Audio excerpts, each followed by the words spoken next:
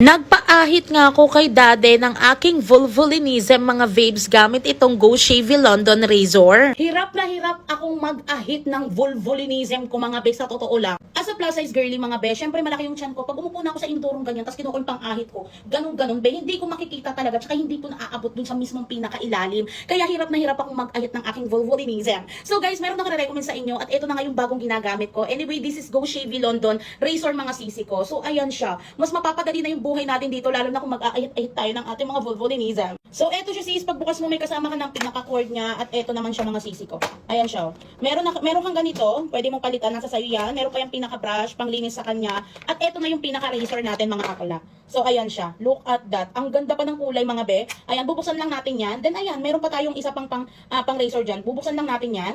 Makikita nyo, umilaw na siya. Umiilaw siya sis, oh. Ang kagandahan pa sa razor na to mga be, pagka-open natin, makikita nyo, iilaw na siya guys. Ayan, umiilaw siya. Pero hanggat hindi mo siya dinidikit sa balat, hindi siya gagana. So ayan guys, pag dinikit na natin siya, doon lang siya gagana. O diba? Napakakabog! So yun nga guys, dahil for the haba na naman ang ating vulvolinism ngayon mga sis, magpapaahit ako ngayon sa aking asawa. Ipapakita ko sa inyo yung konting clip ng pag-aahit niya para makita nyo kung gaano ka-effective, kung gaano kagaling mag-razor talaga itong mga be.